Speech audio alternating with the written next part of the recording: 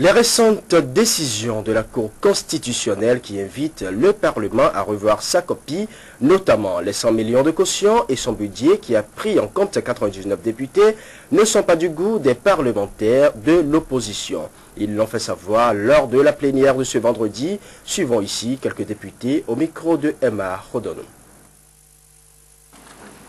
Le premier article de la décision dit « Le gouvernement méconnu ». J'espère qu'il veut dire qu'il a violé les dispositions des articles 144, 150 du règlement intérieur. Et à l'article 3, ils disent les députés ont violé l'article 35 de la Constitution. Pourquoi?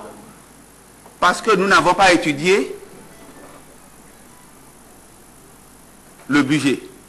Ils ont déjà dit à l'article 1er que le budget est anticonstitutionnel.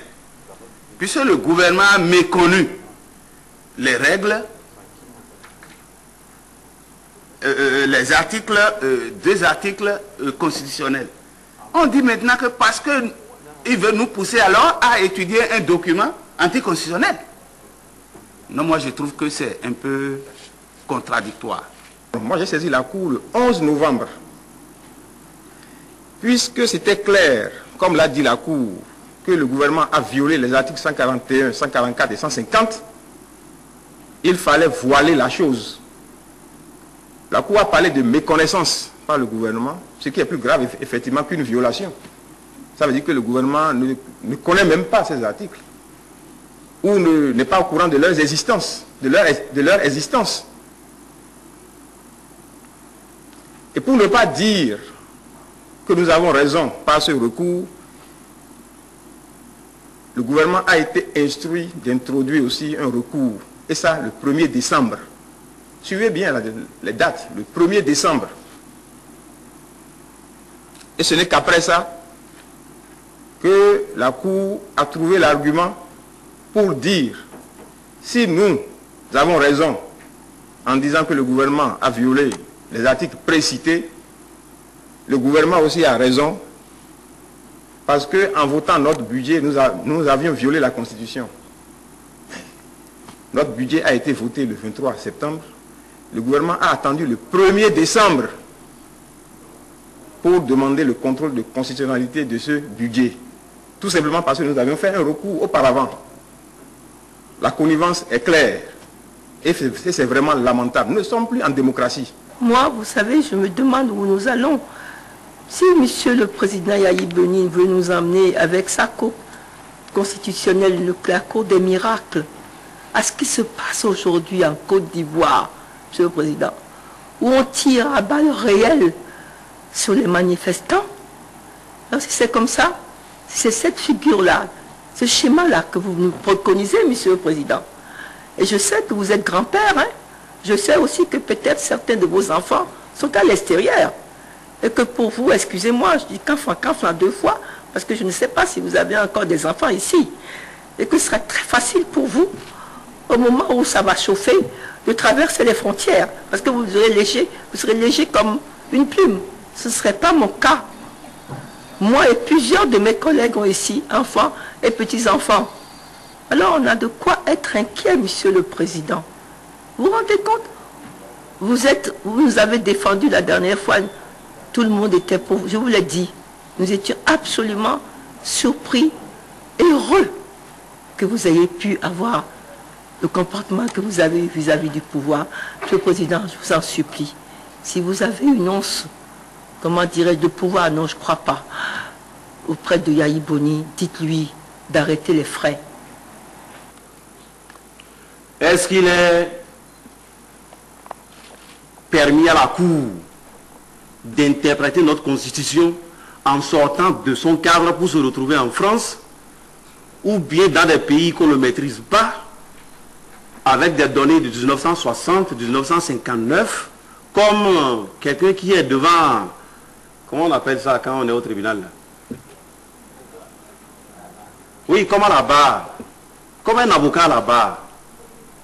Le règlement intérieur qui a été approuvé par la Cour constitutionnelle d'alors dit bien que l'Assemblée nationale jouit d'une autonomie financière, élabore son budget C'est ce que nous avons fait.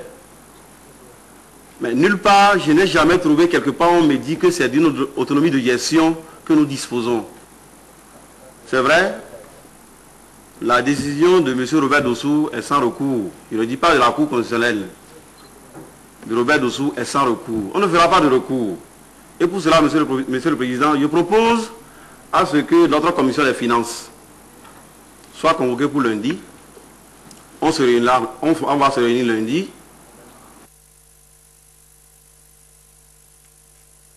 Voilà la suite des députés de l'opposition. Nous avons pu recueillir d'autres sons de cloche, notamment au sein du camp proche du pouvoir. Voici la réaction des députés de la mouvance présidentielle. Et le budget de l'Assemblée nationale qui avait été voté, nous l'avons voté à l'unanimité. D'accord? Aujourd'hui, mais lorsque le gouvernement a reçu ce budget, il ne l'a pas intégré, il ne l'a pas incorporé. Il a soustrait le montant correspondant à 16 députés, c'est-à-dire le surnombre. Donc ce budget qui est aujourd'hui à l'Assemblée n'est pas celui-là que nous avons voté. C'est pour ça que je dis que le gouvernement et l'Assemblée ont été retenus dos à dos par la Cour. Maintenant, qu'est-ce que nous faisons? Nous apprécions, la Cour a dit que les dépenses n'ont pas été prévues pour passer à 99 députés. Nous prenons acte, nous en tant que députés et en tant que légalistes, je l'ai dit tantôt, nous prenons acte de cette décision.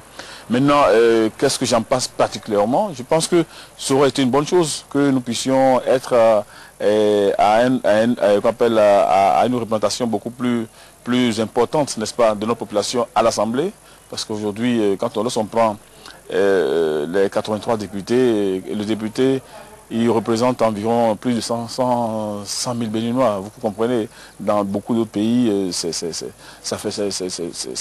un chiffre qui correspond à 2 députés. Ma lecture est telle que la Cour interprète à sa façon, parce que moi, je ne suis pas personnellement convaincu par rapport à ce que la Cour a dit. On n'est pas des étudiants pour qu'on vienne nous citer des précis d'allose, des dictionnaires juridiques là. On n'est pas des étudiants. Nous sommes en politique et nous sommes terrain de droit. Mais il ne faut pas qu'on nous rabâche des cours d'université. Moi, je me dis, est-ce que les députés ont le droit de déterminer le nombre de députés qu'il faut, oui ou non? Est-ce que les députés ont le droit de voter leur budget et que l'État puisse, l'exécutif puisse l'intégrer au budget général de l'État, oui ou non? Les questions sont très simples. Et par rapport à ça, moi je ne vois pas là où il y a d'ambiguïté.